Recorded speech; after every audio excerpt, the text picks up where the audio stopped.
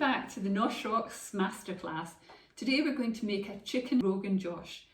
Rogan Josh is a delicious curry from India, and it contains cumin, coriander, chili, turmeric, black pepper, onions and garlic.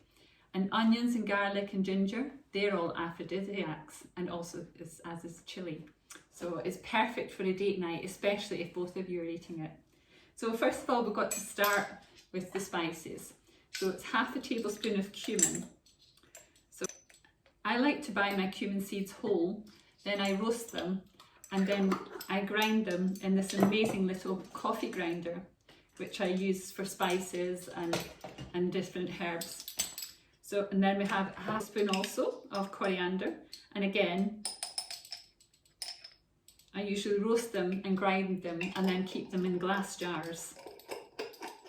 And you keep them in the cupboard because they should be kept in the dark. Then we have turmeric, so that's half a teaspoon of turmeric.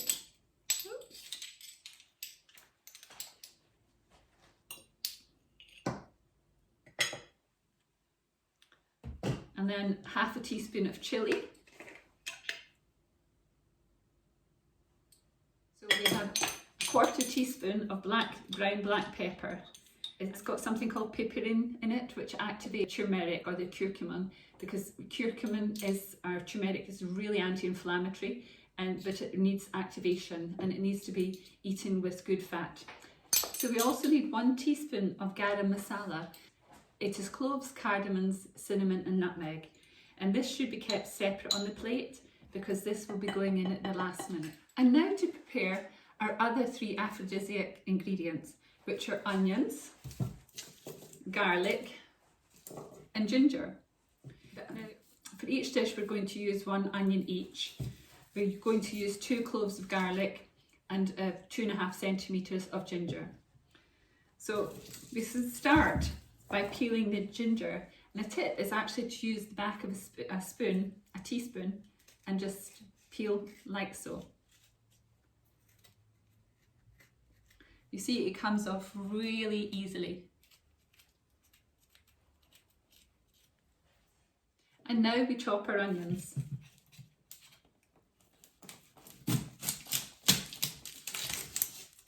I like to chop mine quite small. I like to cut them like this.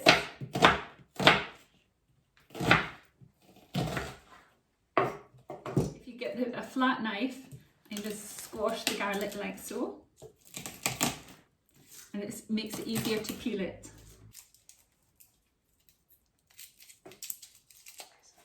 So now you've got your ginger and your garlic peeled. You've got 2 options. Again, you can put them into the little coffee grinder and then it just whizzes them down. You can put the garlic through a garlic press. But actually what I find is, for the best sensory experience and for the best health experience, is to chop them finely yourself, because you get the aromas and you get the health-giving properties coming off of the garlic and the ginger when you're chopping it up yourself. And it really doesn't take too long once you get into the habit of it. And it's actually very therapeutic when you're cooking. You're having all these smells, all these aromas, and it's quite a sensory, lovely experience. You're getting the positive chemicals that are coming from the ginger and the garlic. The other thing you can do is maybe buy a garlic paste or ginger paste, but please check the ingredients so there's no seed oils. And you can always make your own paste or ice cubes. So have a day where you're chopping garlic using the coffee grinder or a food processor. Put them into ice cube trays with a little bit of water and then freeze. You know, when you're ready to cook, you can just take out an ice cube and throw it straight in the pan. Super efficient. So now we've got our spices prepared. We're ready to start cooking. So you would start 1 to 2 tablespoons of ghee. Normally I would use chicken thighs, but today I could only get chicken breast. So I'd use about 2.5 tablespoons of ghee. So you want to melt it, and this is the ghee that we made previously. So very simple to make and it's very delicious taste. Plus it's very good for your body. So once the ghee is melted, fry the chicken in small batches.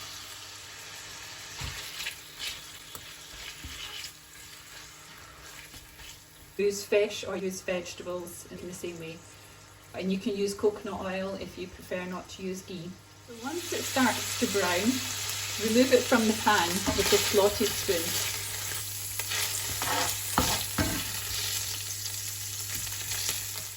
So once you've browned off all the meat, it's now time to add the spices. Just add some extra ghee. Now add the spices. So this is the ginger and the garlic and the spices. And note, this is Garam Masala, which needs to be kept until the end. So turn the heat down and then just fry this off lightly for about 5 minutes. And you can just smell those delicious aromas. Now it's time to add in the onions.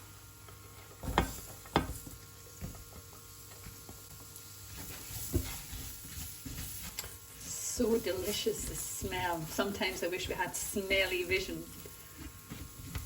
And then finally, you just add the chicken and all the juice. So you stir fry this, and then you need to add in half a cup of water. And this will bring, and then stir it hard so that you bring in all the spices up from the bottom of the pan. For the tomatoes, from Al Natura, because this passata is excellent. It doesn't have any added oils or anything added. So you would put approximately a cup of that in. If needed, add some more water and then cover and simmer until it's tender. Simmer for about 20 to 30 minutes until it's ready. Keep an eye on it and stir it occasionally and add more water if you feel necessary. And towards the end, we'll add any other vegetables. So when you've removed from the heat, you need to add the cream. That's approximately 2 tablespoons. This is actually bio coconut milk. Delicious and creamy. So to finish off, you just need to add the garam masala. So if you melt the remaining ghee in a pan and then add the garam masala, and we just want to toast these spices to get the absolute maximum flavour. And again, I wish we had smelly vision at this point, because this garam masala, all 4 elements are aphrodisiacs, and it smells like it at this point in time. Delicious. So now we're going to add the garam masala mix. Delicious smells. And delicious taste. So finally, just before serving, add in the chopped coriander leaves.